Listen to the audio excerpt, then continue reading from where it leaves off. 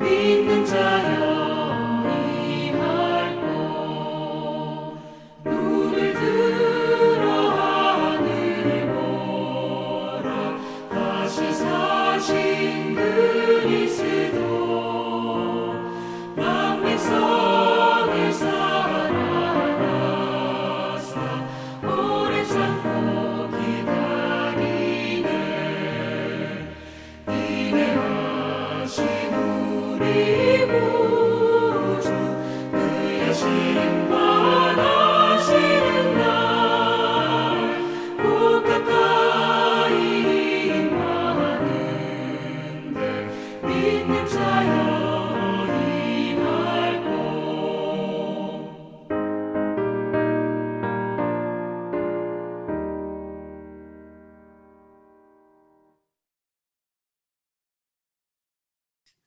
오늘 저희들이 살펴볼 본문은 마태복음 21장 28절로 32절 말씀입니다.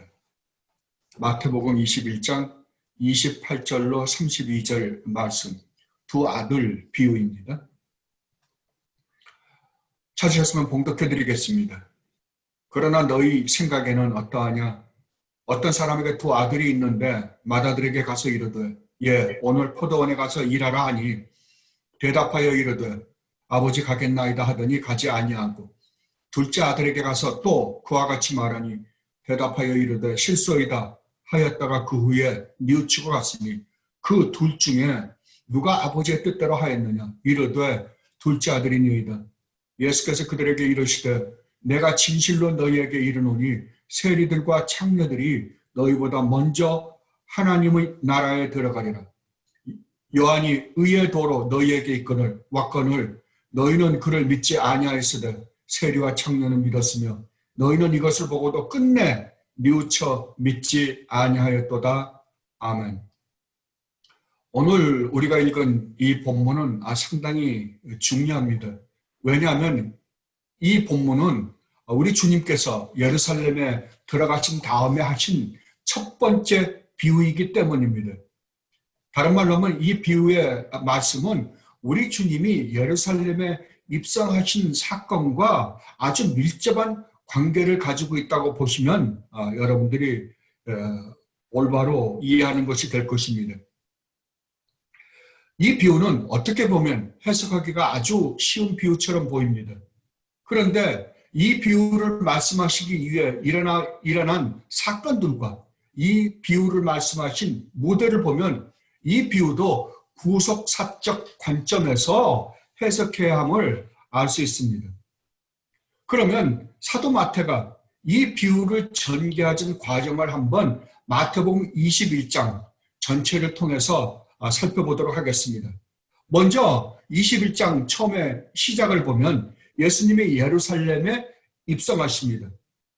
그러자 사람들이 호산나 다윗의 자손이여 찬송하리로다 주의 이름으로 오시는 이여 가장 높은 곳에서 호산나 하며 찬송하면서 예수님을 환호합니다.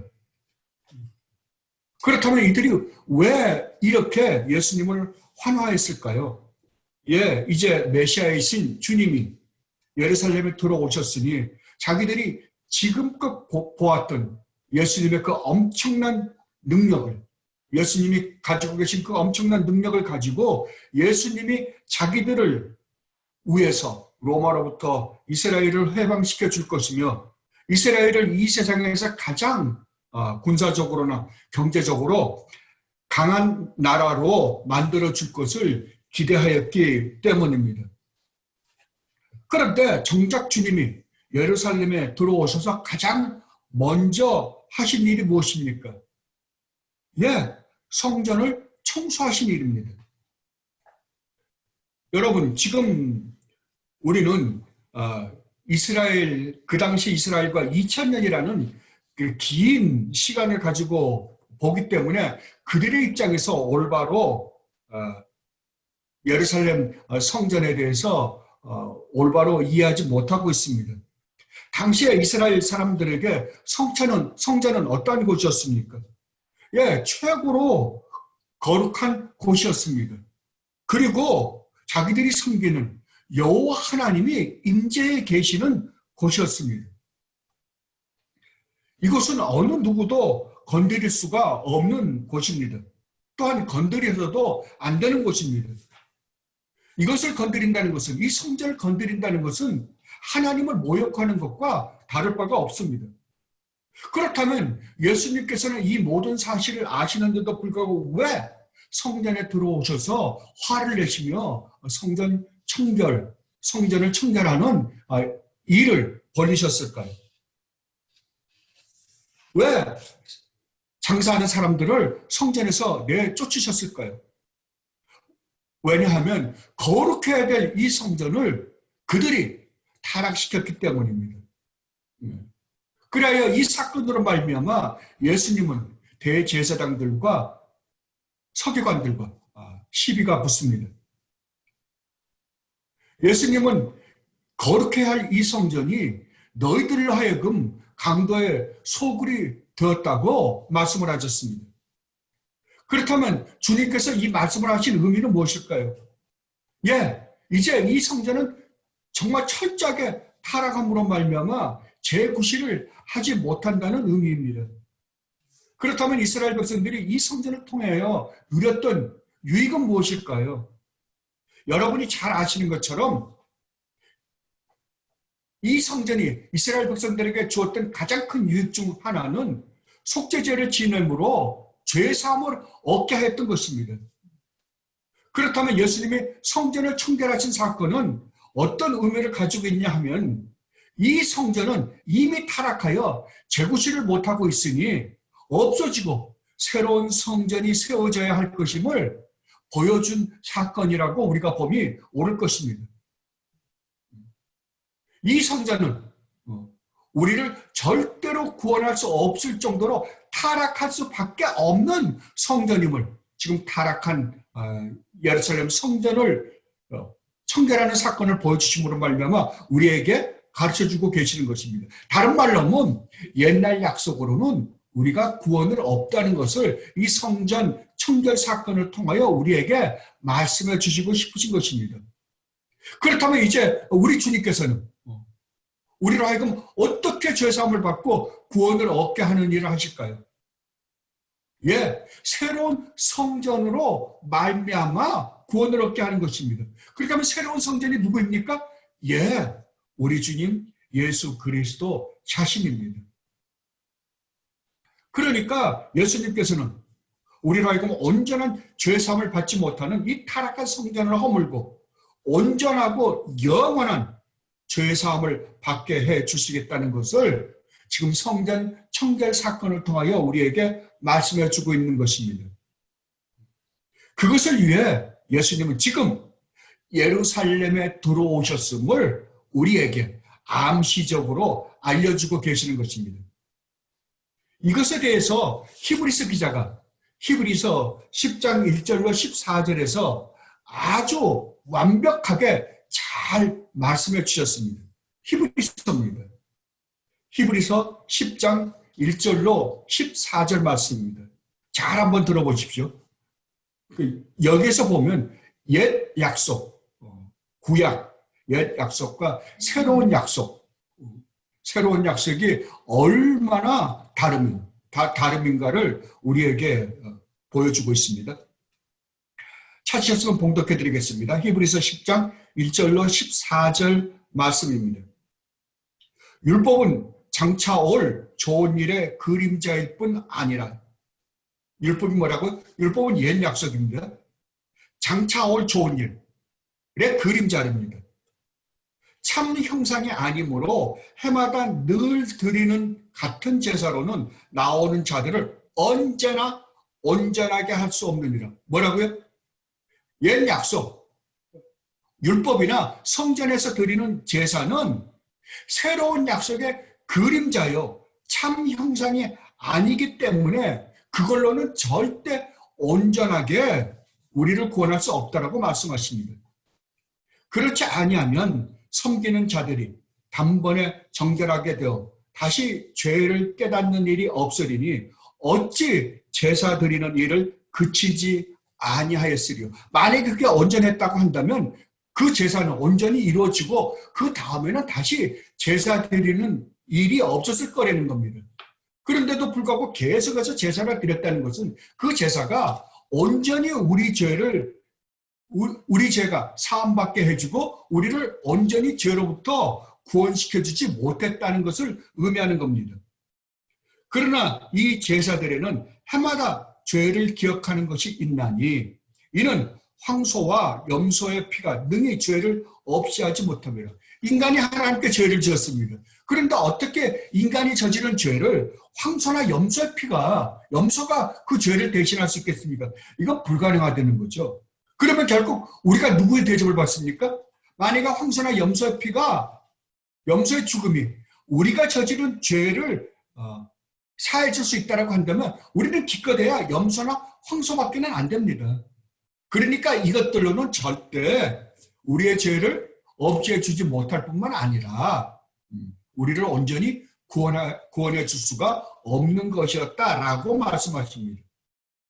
그러므로 주께서 세상에 임하실 때 이르시되 하나님이 제사와 예물을 원하지 아니하시고 오직 나를 위하여 한 몸을 예비하셨거든. 그러니까 그걸로는 완전하지 않기 때문에 하나님이 우리를 위해서 우리의 구원을 위해서 어떤 것을 예배해 주셨는데 그게 누군가? 우리 주님 예수 그리스도라고 지금 설명하고자 하는 것입니다. 번제와 속죄제는 기뻐하지 아니하시니 이에 내가 말하기를 하나님이여 보시옵소서 두루마리 책에 나를 가리켜 기록된 것과 같이 하나님의 뜻을 행하러 왔나이다 하셨느니라. 위에 말씀하시기를 주께서는 제사와 예물과 번제와 속죄제는 원하지도 아니하고 기뻐하지도 아니하신다 하셨고 이는 다 율법을 따라 드리는 것이라. 그 후에 말씀하시기를 보시옵소서 내가 하나님의 뜻을 행하러 왔나이다 하셨으니 하나님 뜻을 행하러 오신 분이 누구십니까? 예, 우리 주님 예수 그리스도이십니다. 그 첫째 것을 폐하시면 첫째 것이 뭐예요? 옛 언약, 율법, 성전에서 드리는 제사입니다. 폐하시면 없었다는 거죠. 그거는 더 이상 효력을 발생하지 않으니까 없었다는 거예요. 그리고 둘째 것을 세우려 하십니다. 둘째 것이 뭐예요? 새 언약, 우리 주님 예수 그리스도가 드리시는 단 한 번의 온전한 제사, 그것을 세우려 하십니다. 이 뜻을 따라 예수 그리스도의 몸을 단번에 드리심으로 말미암아 우리가 뭐라고요? 거룩함을 얻었노라. 거룩함을 얻을 것이다가 아닙니다. 거룩함을 얻었노라. 제사장마다 매일 서서 섬기며 자주 같은 제사를 드리되 이 제사는 언제나 죄를 없이 하지 못하거니와 오직 그리스도는 죄를 위하여 한 영원한 제사를 드리시고 하나님 우편에 앉으사 그 후에 자기 원수들을 자기 발등상이 되게 하실 때까지 기다리시나니 그가 거룩하게 된 자들을 한 번의 제사로 영원히 온전하게 하셨느니라. 아멘. 얼마나 완벽하게 설명을 하십니까? 예수님께서는 바로 이 일을 위해서 오셨고 지금 성전을 청결하는 사건을 통해서 주님이 오신 예루살렘에 들어오신 이유를 설명해 주고 계시는 것입니다. 그리고 세 번째로 무화과나무를 저주하시는 일입니다. 무화과나무를 저주하신 사건의 내용은 이렇습니다. 주님이 예루살렘에 들어오신 다음날 아침 일찍 성 안으로 들어오십니다. 그런데 많이 시장하셨던 모양입니다. 그런데 오다 보니까 무화과나무가 보입니다. 그 주님께서는 시장하신 나머지 혹시 열매가 맺혀 있으면 따서 잡수실까 해서 가까이 가셨습니다. 그런데 무화과나무가 잎은 무성한데 뭐가 없다고요? 열매가 없습니다. 그래서 주님은 화가 나셨는지 이 무화과나무를 저주하셨습니다. 그랬더니 무화과나무가 어떻게 했다고요? 말라서 죽어버렸습니다. 여러분, 우리가 성경을 읽을 때 조심해야 될 것, 예의주시하고 읽어야 될 게 성경이니까 하나님 말씀이니까 그렇겠거니 그리고 받아들이지 마십시오.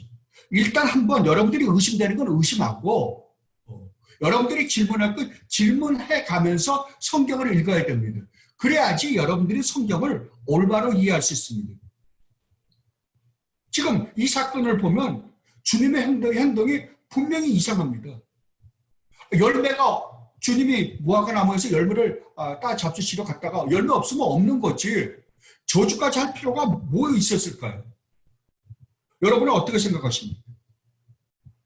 그런데 마가복음에서는 마가가 이 이야기를 아주 재미있게 전개합니다. 마가는 이때가 주님이 이 무화과 나무를 저주하실 때가 어떠인가 하면 무화과 열매가 맺히는 시기가 아니라고 부연 설명을 해주십니다. 그렇다면 더욱 이해가 되지 않습니다. 주님께서는 이때가 이 시기가 무화과 열매가 맺지 못할 시기라는 걸 아셨을까요? 몰랐을까요? 분명히 아셨을 것입니다. 우리도 봄에는 어떤 열매가 맺히는지, 여름에는 어떤 열매가 나오는지, 가을이나 겨울, 우리는 다 압니다. 그래서 사람들이 제철 과일을 찾는 것이 아닙니까?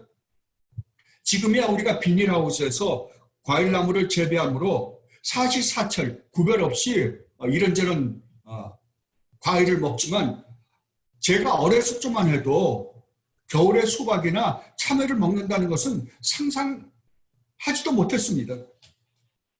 하물며 주님이 사셨던 2000년 전이야말로 말해서 못하겠습니까?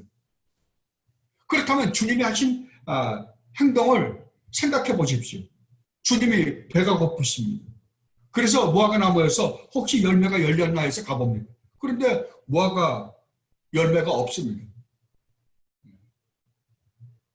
그리고 때가 아닙니다. 무화과가 열릴 때가 아닙니다. 그런데도 주님이 그 무화과 열매를 기도하고 가셨다라고 한다면 그 잘못은 누구에게 있습니까? 예수님입니까? 아니면은 무화과 나무입니까? 예수님입니다. 왜? 분명히 무화과 열매가 맺힐 때가 아니라고 한다면 그것을 찾으시는 예수님이 잘못된 거 아닙니까? 그런데 더 나아가서 열매가 없는 것을 저주까지 하셔서 무화과 나무를 죽여버리셨습니다. 여러분은 이게 이해가 되십니까? 그렇다면 이것은 무엇인가? 이 사건을 통해서 우리 주님께서 우리에게 말씀해 주시고자 하시는 어떠한 의미가 있다는 것을 우리는 이 이야기를 통해서 깨달아야만 합니다. 그렇다면 이 사건을 통해서 우리 주님이 우리에게 말씀해 주시고자 하시는 진정한 의미는 무엇일까요? 예, 무화과 나무를 상징으로 하는 옛 언약인 율법과 성전은 비록 종교적으로는 무성하긴 하지만 이것으로서는 절대로 죄사함과 구원을 받을 수 없다는 것을 우리에게 말씀해 주실 뿐만 아니라 그러므로 내가 너희들에게 참 죄사함과 영원한 구원을 얻게 주기 위해서 지금 내가 예루살렘에 들어왔다라는 것을 우리에게 보여주시기 위해서 이 무화과 나무의 열매 사건을 일으키신 것입니다. 그리고 그 다음에 21장에 기록되어 있는 것은 주님이 성전에 들어가셔서 가르치실 때 대제사장들과 백성의 장로들이 와서 무슨 권위로 성전에서 네가 가르치느냐? 라는 것에 대해 권위 논쟁이 벌어집니다. 그때 주님이 이들을 향해서 이런 이상한 질문을 하십니다. 너희는 세례 요한이 준 세례가 어디로부터 권위를 받아서 베풀었다고 생각하느냐? 라고 질문하십니다. 그래서 이들은 뭐라고 대답할까 궁리를 해보다가 말문이 딱 막혔습니다. 왜냐하면 만약 사람으로부터라 라고 이야기를 하면 그렇다면 너희는 왜 세례 요한은 선지자인데 너희가 사람으로부터라 라고 이야기하느냐? 모든 백성들은 그때는 세례 요한이 선지자라는 사실을 인정하고 믿었습니다. 그러니까 만약에 사람으로부터 세례 요한이 자기 스스로가 선지자라고 생각하고 말씀을 전한 사람이다라고 이야기를 하면 결국 사람들로부터 해를 당할까 봐 말은 못하겠고, 그리고 하나님으로부터 권위를 받아서 세례 요한이 말씀을 전했다, 세례를 베풀었다라고 하면 너희는 그렇다면 하나님이 정말 준 그 권위를 너희들은 대항하지 않았느냐? 라고 말할 것 같으니까 에라 모르겠다. 우리는 모르겠습니다. 라고 말을 합니다. 그랬더니 주님께서도 뭐라 그러시냐 그러면 그렇다면 나도 내가 어떤 권위로부터 어떤 누구로부터 권위를 받아서 너희들에게 말씀을 전하는지 말할 수 없다라고 그들에게 대답을 하십니다. 그렇다면 이 사건을 통해서 또 사도 마태가 우리에게 깨닫게 해주시고자 하시는 것은 무엇일까요? 그것을 알기 위해서 우리는 먼저 알아야 될 것이 있습니다. 그것이 뭔가 하면 세례 요한이 베푼 세례의 의미가 무엇인가 하는 것입니다. 여러분, 세례 요한이 베푼 세례의 의미가 무엇일까요? 마태복음이나 마가복음이나 누가복음에서 분명히 말씀하시기를 세례 요한의 세례에 대해서 이렇게 정의를 내립니다. 세례 요한이 베푼 세례는 회개의 세례라고 말합니다. 그렇다면 세례 요한에게 세례를 받으러 간다는 말의 의미는 무엇입니까? 만약 내가 세례 요한에게 세례를 받으러 갑니다. 세례를 받으러 가면 내가 뭐하러 세례를 받으러 갑니까? 내가 죄인이라는 것이 전제가 안 되면 세례 요한에게 세례를 받을 필요가 없습니다. 왜냐하면 그 세례 자체가 회개의 세례이기 때문에 그렇습니다. 내가 죄인이기 때문에 하나님 앞에 죄를 지었기 때문에 세례 요한에게 가서 회개의 세례를 받고 내가 깨끗해져야겠다라는 것을 전제하고 세례 요한에게 가는 것입니다.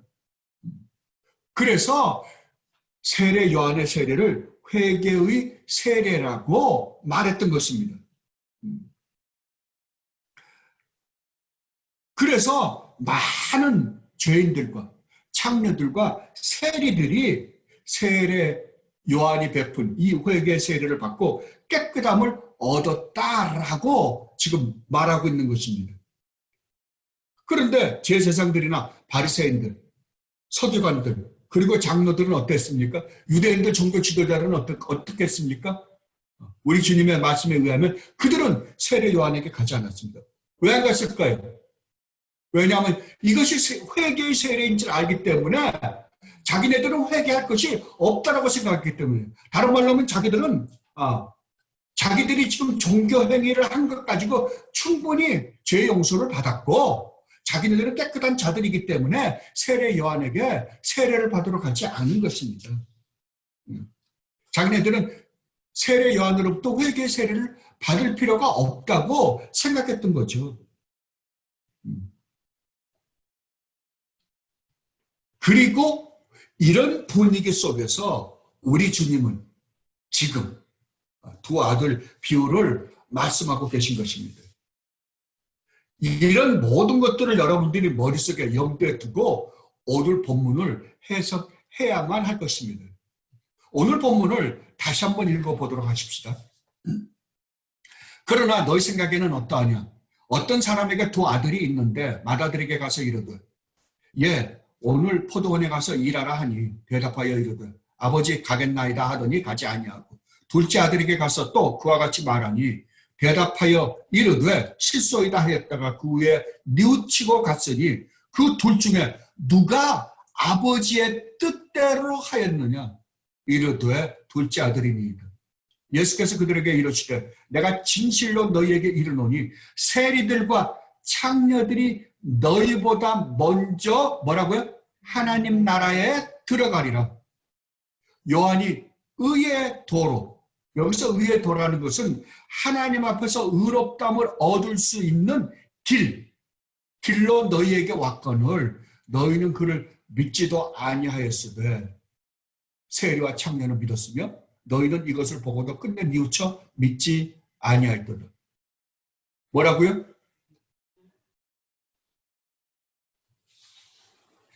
세례 요한이 회개 세례를 베푸는데 세례와 창녀들은 정말 자기가 죄인임을 알고 깨닫고 세례 요한에게 갔기 때문에 의의 도 하나님 앞에서 하나님의 베푸시는 의롭다함을 얻을 수 있어 하나님 나라에 들어갔지만 너희가 죄가 있으면서도 너희가 죄인이라고 생각하지 않았기 때문에 너희들은 이 의의 도를 받아들이지 못하고 결국 하나님 나라에 들어가지 못했다라고 지금 말씀하고 있는 것입니다.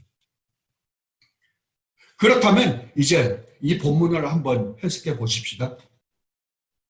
아까도 말씀드렸지만 이 본문을 어떤 관점에서 해석해야 된다고요? 우리가 앞에서 살펴보았던 21장의 내용과 마찬가지로 옛 언약과 새 언약, 옛 성전과 새 성전이신 우리 주님 예수 그리스도, 그리고 율법과 은혜의 관점에서 살펴보아야 할 것입니다. 즉 구속사적 관점에서 이것을 해석해야지 올바른 해석을 할 수 있다고 지금 말하고 있는 것입니다. 그렇다면 여기 등장하는 큰아들과 작은아들은 누구를 상징하는 것일까요? 여러분들이 이미 지금 21장에서 계속해서 말씀해 온 것을 자꾸 가만히 생각해보면 금방 알 수 있습니다.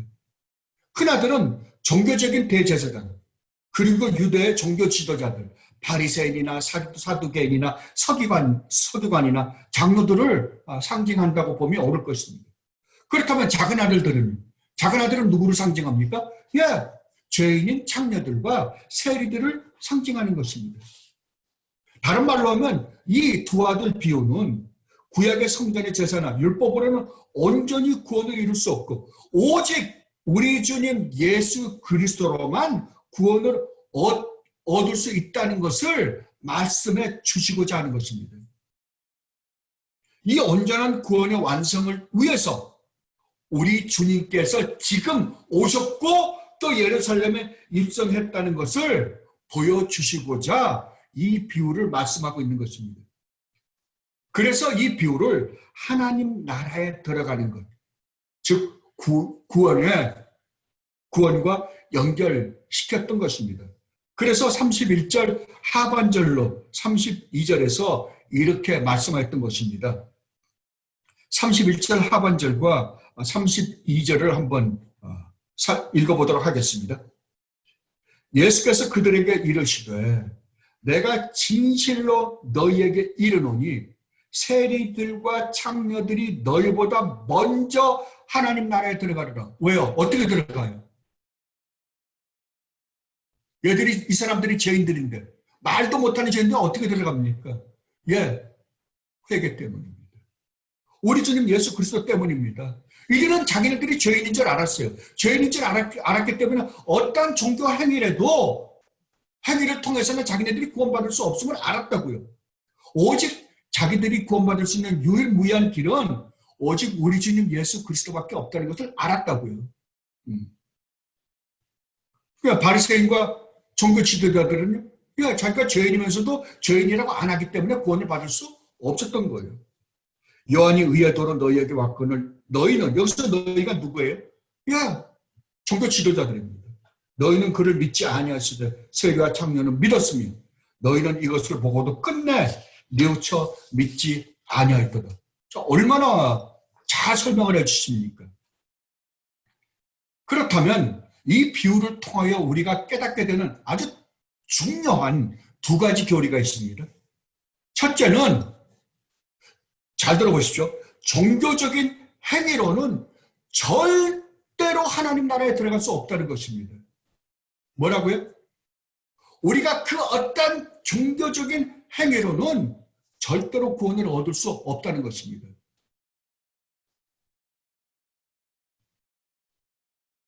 신앙에는 반드시 종교적인 행위가 있습니다.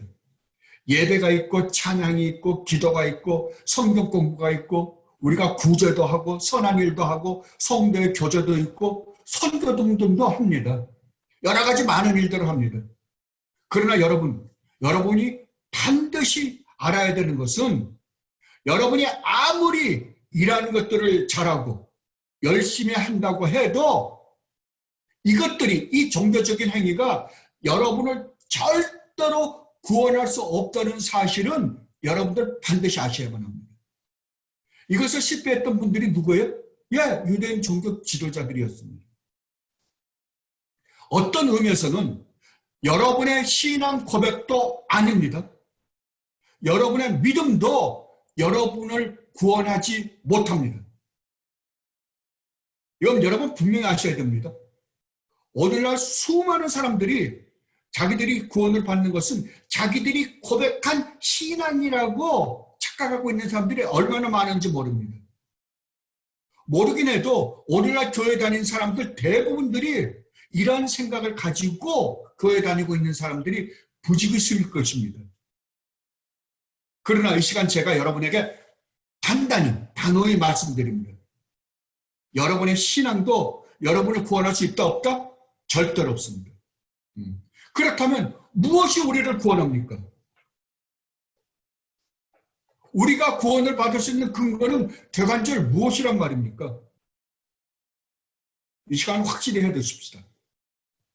우리가 구원을 받을 수 있는 유일무이한 근거는, 잘 들으십시오. 유일무이한 근거는 오직 우리 주님 예수 그리스도뿐입니다. 다른 말로 하면 예수 그리스도가 우리의 구원입니다. 다시 한번 말씀드립니다.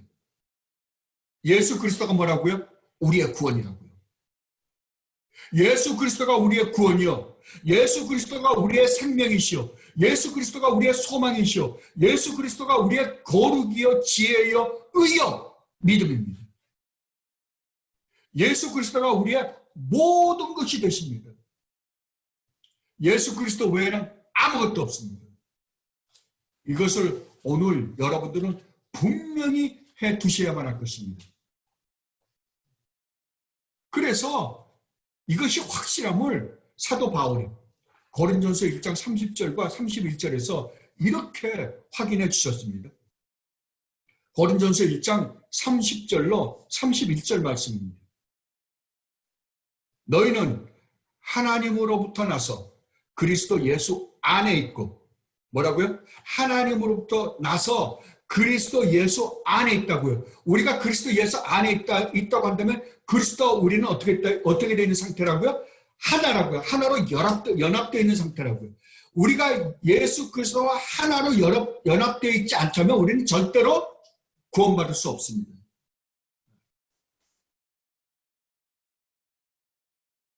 그리고 예수는 하나님으로부터 나와서 우리에게 지혜와 의로움과 거룩함과 구원함이 되셨다. 누가요? 야, 우리 주님 예수 그리스도가요. 기록된 바 자랑하는 자는 주 안에서 자랑하라 함과 같게 하려 합니다. 맞죠? 구원의 근거나 조건이 우리에게 없고 오직 예수 그리스도 안에 있기 때문에, 예수 그리스도에게 모든 게 다 있기 때문에 우리가 자랑할 게 있다 없다? 없다고요. 만약에 우리의 믿음이라도 우리를 구원받게 하는 근거가 된다고 한다면 우리에게 자랑이 있겠어요? 없겠어요? 있겠죠, 당연히. 그러나 모든 우리의 구원의 모든 근거는 오직 우리 주님 예수 그리스도에게 있기 때문에 우리는 자랑할 것이 아무것도 없다고요. 그래서 자랑하는 자는 어디서 자랑하라고요? 주 안에서만 자랑하라고요. 다른 말로 하면 우리 주님 예수 그리스도만을 자랑하라고요. 여러분은 성경에서 종종 추상 명사를 의인화하는 모습을 발견하게 되실 것입니다. 잠언 8장에 보면 지혜를 의인화하였습니다. 그리고 요한복음 1장에서는 말씀을 의인화한 것을 여러분들은 이미 알고 계십니다. 그렇다면 믿음은 어떨까요? 믿음도 의인화되어 있을까요? 예, 믿음도 의인화되어 있습니다. 어디인 줄 아십니까? 예, 여러분이 잘 아시는 믿음장이라고 불리우는 히브리서 11장입니다. 오늘 제가 간단하게나마 그것을 설명해 드릴 테니까 여러분은 히브리서 11장을 이해하는데 오늘 말씀을 잘 듣고 히브리서 11장을 온전히 이해하는 여러분들이 되시기를 바랍니다. 여러분들이 히브리서 11장을 보면 우리가 본받아야 하는 믿음의 대가들의 이름이 쫙 나열되어 있습니다. 이 믿음장을 보면 어떨 때는 기가 죽기도 하고 또 어떨 때는 이건 이해가 안 되는데 라는 부분들이 있습니다. 어떤 것들입니까? 예, 아브라함이 이삭을 주실 것이라는 하나님의 약속을 아브라함이나 사라가 믿었다는 이야기가 나옵니다. 근데 여러분들이 구약을 보면 아브라함이나 사라가 믿은 게 아니라 의심을 한 모습을 우리는 발견할 수 있습니다. 근데 성경은 믿음이라고 이야기를 합니다. 그리고 또 모세가 믿음으로 광야에 나갔다라고 기록하고 있습니다. 여러분, 모세가 믿음으로 나갔습니까? 아니면은 도망갔습니까?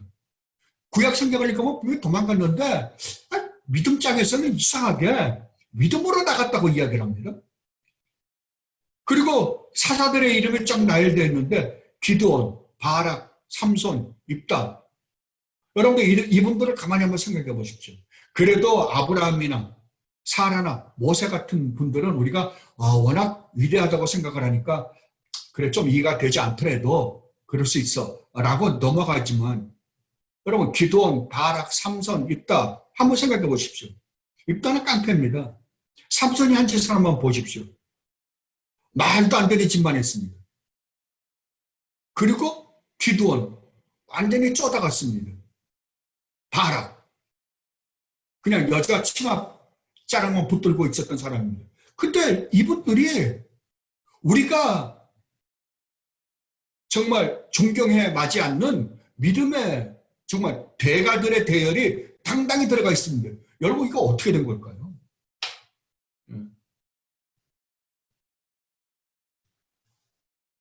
별로 이들을 생각하면 존경심이 가지 않습니다. 이들이 정말 믿음의 대가들인가? 의아하게 생각합니다. 생각할 때가 너무나 많습니다. 왜 이런 현상이 일어날까요? 왜냐하면 이 믿음에 대해서 우리가 올바로 이해하지 못하고 있기 때문에 그렇습니다. 다른 말로 하면 인간적 관점에서 이 믿음장을 읽었기 때문입니다. 그리고 또 우리 한글 성경이 이것을 이해하는데 표현력이 아무래도 영어 성경보다는 조금 부족한 듯이 저에게는 느껴집니다. 여러분, 이 믿음장을 읽다 보면 가장 많이 만나는 단어가 무엇입니까? 예, 믿음으로라는 단어입니다. 그런데 믿음으로 그러면 믿음으로 이게 잘 와 닿지가 않습니다. 믿음으로 아브라함은, 믿음으로 사라는, 믿음으로 이삭은, 믿음으로 야곱은, 믿음으로 모세는, 믿음으로 그러는데 잘 이해가 되지 않습니다. 근데 영어 성경에는 by faith라고 그랬습니다. 믿음으로라는 말과 by faith라고 하면 여러분 by faith라는 말이 조금 더 이해하기 쉽게 다가오지 않습니까? 저는 여기서 이 by라는 단어가 상당히 놀랍다는 생각이 듭니다. 그렇다면 이 믿음으로라는 말의 의미가 무엇인지 한번 살펴보십시다. 이 의미를 알기 위해서 우리는 반드시 히브리서 11장 1절 말씀을 살펴보아야 할 것입니다. 왜냐하면 히브리서 11장 1절 말씀이 믿음에 대해서, 믿음이 무엇인가에 대해서 정의해주고 있기 때문입니다. 거기서 이렇게 말씀하십니다. 믿음은 뭐라고요? 바라는 것들의 실상이요 보이지 않는 것들의 증거다. 믿음을 뭐라 그런다고요? 예, 바라는 것들의 실상이요 보이지 않는 것들의 증거라고 정의를 내리고 있습니다. 그렇다면 바라는 것들의 실상이다. 그러니까 믿음이라는 단어의 정의가 두 가지로 표현되고 있습니다. 첫째는 바라는 것들의 실상이요. 두 번째로는 보이지 않는 것들의 증거입니다. 그렇다면 바라는 것들의 실상이다라는 말의 의미가 무엇일까요? 여러분, 바라는 것들이 뭡니까? 바란다는 것은 소망한다는 말이랑 똑같습니다. 그래서 영어 성경에는 hope라고 번역되어 있습니다. 그렇다면 우리 성경에서 우리 성도들이 진짜 알아야 하는 참 소망은 무엇일까요?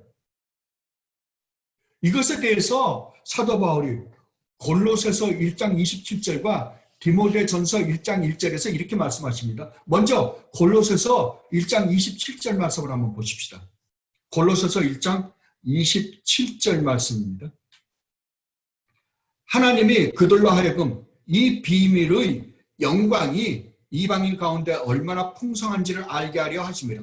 이 비밀은 너희 안에 계신, 잘 들어보십시오, 그리스도인이 곧 영광의 소망이에요. 이 비밀이 뭐라고요? 이 비밀은 그리스도랍니다. 근데 그리스도인데 그리스도가 뭐라고 지금 묘사하고 있습니까? 영광의 소망이라고요. 우리의 영광의 소망이 누구라고요? 그리스도라고요. 이것을 디모데전서 1장 1절에서 사도 바울이 이렇게 말씀하십니다. 디모데전서 1장 1절입니다.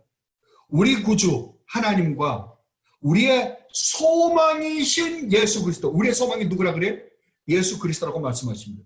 예수 그리스도의 명령을 따라 그리스도 예수의 사도된 나 바울은, 사도 바울이 우리의 궁극적인 참 소망이 누구라고 말씀하십니까? 예수 그리스도라고 사도 바울은 지금 말씀하고 계십니다. 그렇다면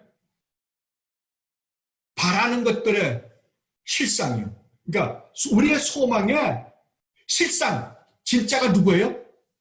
예수 그리스도이십니다.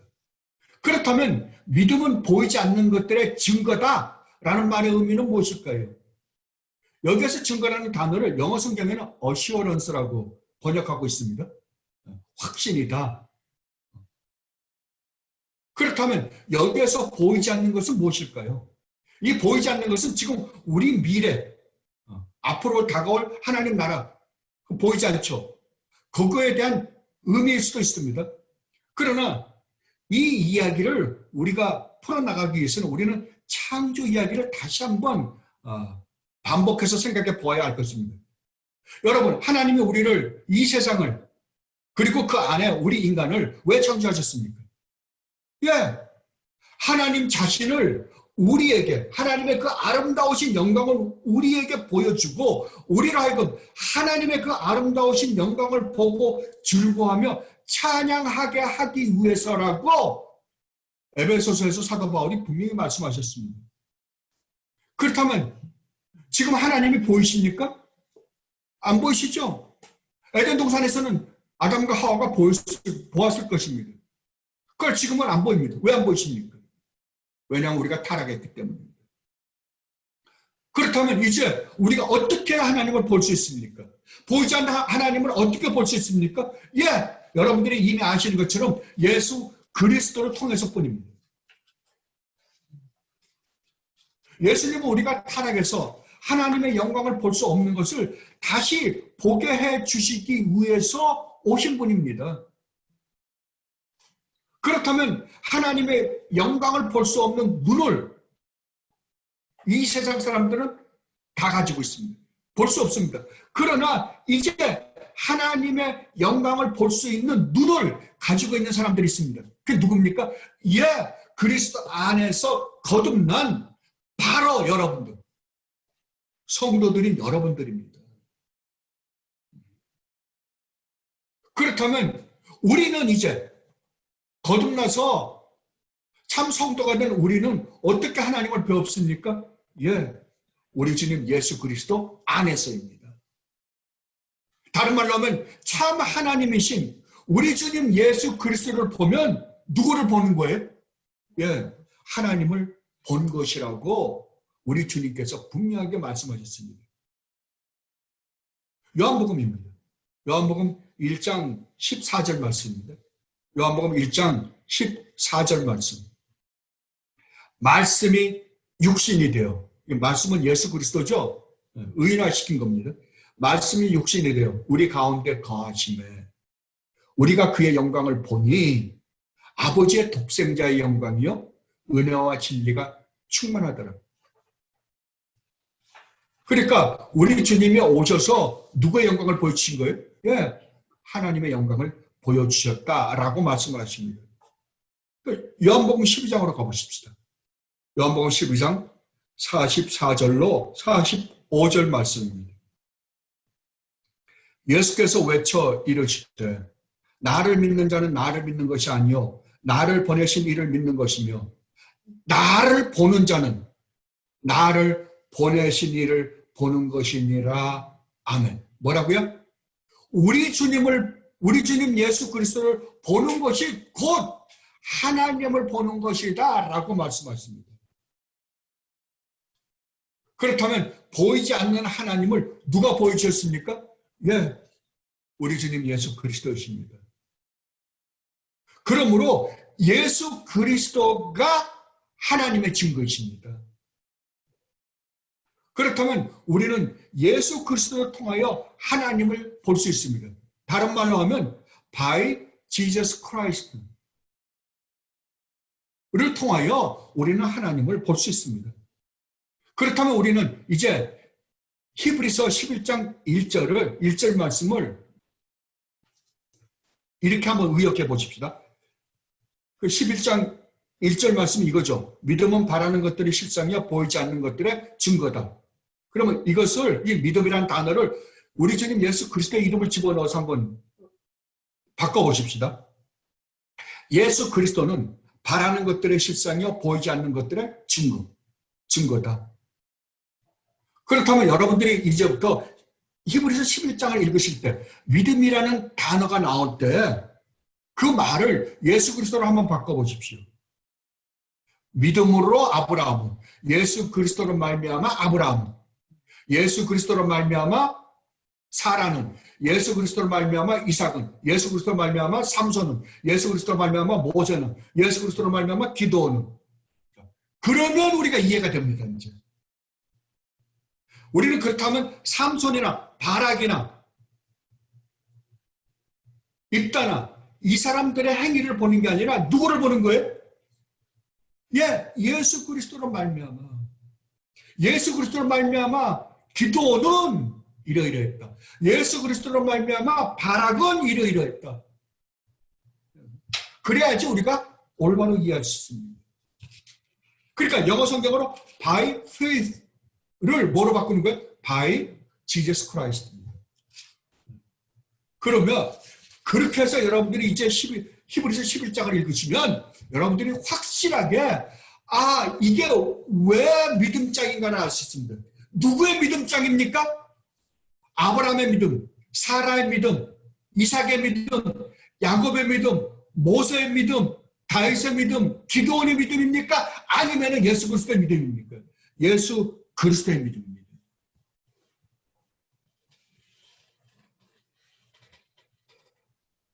여러분 분명히 두십시오. 그러면 정말 여러분들이 히브리서 11장에다가 누구 이름을 집어넣을 수 있어요? 여러분의 이름을 집어넣을 수 있습니다. 이제 히브리서 11장에 등장하는 그 인물들은 우리가 존경해야 되는 인물이 아니라 그들도 누구 때문에 믿음장에 들어갈 수 있는 거예요? 예수 그리스도 때문에. 그렇다면 여러분과 저는 어떻습니까? 예수 그리스도로 말미암아 by Jesus Christ 때문에 우리도 히브리서 11장 믿음의 선진 대열에 당당하게 들어갈 수 있는 것입니다. 이 해석은 제가 옛날 송문친 목사님과 지금 시애틀에서 심호하고 계시는 송문친 목사님과 히브리서 공부를 할 때 깨닫게 된 것입니다. 그때 제가 얼마나 놀랐는지 모릅니다. 그때 송구춘 목사님이 삼각형을 그려가면서까지 설명해 주셨던 것이 지금도 생생합니다.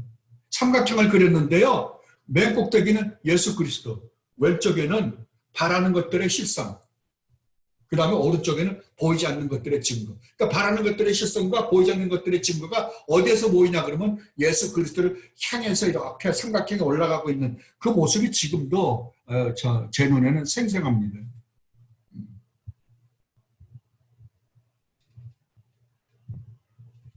그렇다면 이제 예수 그리스도가 우리의 모든 것이 된다는 사실을 우리는 언제 확실히 깨달을 수 있습니까? 다른 말로 하면 무엇이 우리로 하여금 예수 그리스도가 우리의 모든 것이라고 고백하게 될까요? 예, 죄입니다. 죄입니다. 우리 안에 도사리고 있는 죄가 얼마나 엄청난 것이 들어있는지를 얼마나 깨닫느냐에 따라서 달려 있습니다. 우리는 앞으로 무슨 죄를 질까가 아닙니다. 우리는 이미 말도 못한, 우리가 상상을 초월하는 죄를 하나님 앞에 이미 지었습니다. 그러므로 우리 안에 도사리고 있는 이 죄를 여러분이 깨달으면 깨달을수록 성령 하나님의 은혜로 말미암아 그것을 성령 하나님이 드러내셔서 깨닫게 하면 깨닫게 해 주실수록 정말 예수 그리스도로 말미암아 우리에게 베푸신 하나님의 축복이 얼마나 놀라운지를 우리는 깨닫게 될 것일 뿐만 아니라 그걸 깨닫게 될 때 정말 우리 주님 예수 그리스도 외에는 우리에게 아무런 소망이 없구나 라는 것을 깨닫게 될 것입니다. 그때 우리 어떻게 하게 될까요? 예, 우리 주님 예수 그리스도 외에는 의지할 게 없죠. 예수 그리스도만 바라보게 될 것입니다. 예수 그리스도가 나의 생명이며 예수 그리스도가 나의 구원이시며 예수 그리스도가 나의 소망이시며 예수 그리스도가 나의 모든 것이 된다고 우리는 고백할 수밖에 없을 것입니다. 이것을 지금 우리 주님은 우리에게 가르쳐 주시고자 하시는 것입니다. 그렇다면 이 비유를 통해서 오늘날 우리의 현실에 적용해 볼 수 있는 것은 무엇일까요? 오늘 이 두 아들 비유를 통해서 우리 현실에다 적용해 볼 수 있는 첫 번째, 모든 성도, 정말 우리 주님 예수 그리스도 안에서 구원받은 모든 하나님 백성들은 할 일이 있다는 것입니다. 그죠? 큰아들과 작은아들에게 우리 주님 뭐라 그러십니까? 오늘 포도원에 가서 일하라. 일할 게 있는 거예요. 일할 게 있어요. 성도는 일하는 사람입니다. 여러분들이 정말 구원받았다는 사실이 확실하면 여러분들은 일하지 않고는 못 견딥니다. 반드시 여러분 안에는 뭔가 해야 할 일이 있다는 것을 여러분들은 알게 됩니다. 그러면 그 일이 누구의 일입니까? 여러분 분명히 아십시오. 여러분의 일이 아닙니다. 여러분이 이 세상에서 하는 일이 아니라고요. 누구의 일이에요? 하나님의 일이에요. 그래서 오늘 포도원에 가서 일하라. 누구 포도원이에요? 주님의 포도원입니다. 아버지의 포도원입니다. 그러니까 성도는 이 세상에서 하는 모든 일이 누구의 일이어야 돼요? 예, 하나님의 일입니다. 우리 주님의 일이에요. 그렇다면 우리는 이 세상에 살면서 이런저런 여러 가지 일들을 합니다. 먹고 살기 위해서도 일하고 여러 가지 일을 합니다. 그럼 이 일은 뭔가? 그 일이 여러분의 일일 때는 여러분 망하는 겁니다. 그 일이 하나님의 일이어야 합니다. 다른 말로 하면 여러분이 직장에서 일을 합니다. 여러분이 어떤 사업을 합니다. 근데 그 사업이 여러분의 행복과 여러분의 평안과 여러분의 부귀 영화를 위해서 존재한다면 그것은 여러분의 일이에요. 그러나 그 일을 하면서 그 일을 우리 주님 예수 그리스도의 영광을 위해서 한다고 한다면 그게 누구의 일이에요? 하나님의 일입니다. 하나님의 일이에요. 똑같은 일을 하는데 어디에다가 내가 포커스를 맞추느냐에 따라서 내 일이 되기도 하고 하나님의 일이 되기도 합니다.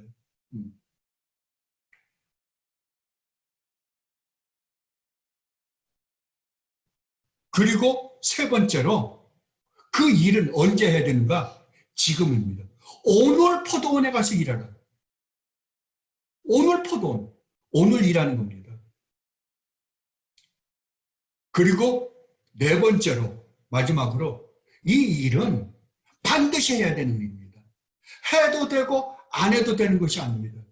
여러분이 정말 구원받은 하나님의 백성이라고 한다면 여러분은 여러분의 전 삶을 통해서 누구의 영광을 드러내야 되는 사람들이라고요? 예, 하나님의 영광을 드러내야 되는 사람들입니다. 하나님의 일을 하는 사람들입니다. 이것을 오늘 우리는 두 아들 비유를 통해서 배울 수 있는 것입니다. 여러분, 오늘 말씀을 집에 가셔서 곰곰이 묵상해 보시기 바랍니다. 그리고 정말 하나님이 우리를 구원하시기 위하여 이 땅에 오셔서 어떤 일을 하셨는가를 보시고, 그리고 내가 이 하나님으로부터 놀라운 구원의 은혜를 받은 사람으로서 무엇을 하며 살아야 하는지에 대해서 깨달은 것을 여러분의 삶에서 적용하면서 하는 여러분들이 되시기를 진심으로 바랍니다. 기도하겠습니다. 아버지 하나님, 감사를 드립니다. 주님께서 예루살렘에 들어오셨습니다. 예루살렘에 들어오신 것은 다른 일을 하시기 위함이 아니라 십자가를 지시고 우리를 구원하시기 위하여 들어오셨습니다.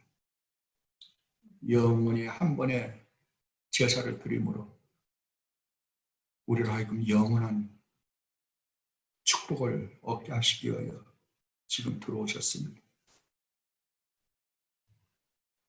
그리고 누가 과연 주님께서 예루살렘에 들어오셔서 하신 일로 말미암아 참 구원을 얻을 수 있는 존재들인가에 대해서 말씀해 주십니다. 저희들이 죄인임을 깨닫고 주님의 십자가 앞에 나아가는 자가 참으로 구원받은 자요, 또한 이 구원받은 자는 이 땅에서 할 일이 있다고 말씀하십니다. 그 일을 지금 이 순간 해야 한다고 주님께서 말씀하셨습니다. 그 모든 말씀을 저희들 마음판에 새기게 하여 주시옵소서. 그리고 구원받은 자로서 주님의 말씀에 쫓아 주님의 일을 하는 저희들이 되게 하여 주시옵소서. 그리하여 주님으로부터는 놀라운 축복을 매일매일의 삶에서 누리며 사는 저희들이 되게 하여 주옵소서. 감사하며 우리 주님 예수 그리스도 이름으로 기도드리옵나이다. 아멘.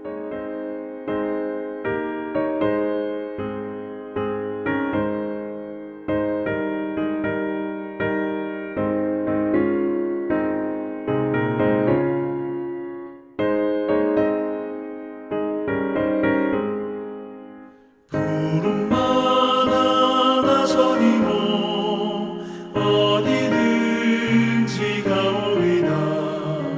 괴로우나 즐거우나 주만 따라가오리니 어느 누가 막으리까.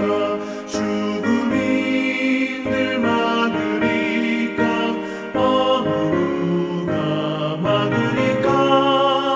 죽음이 늘 막으리까. 아골골짝 힘들에도 복음 들고 가오리다. 소돔 같은 거리에도 사랑하고 찾아가서 종의 몸에 지닌 것도 아낌없이 드리리다. 종의 몸에 지닌 것도 아낌없이 드리리다.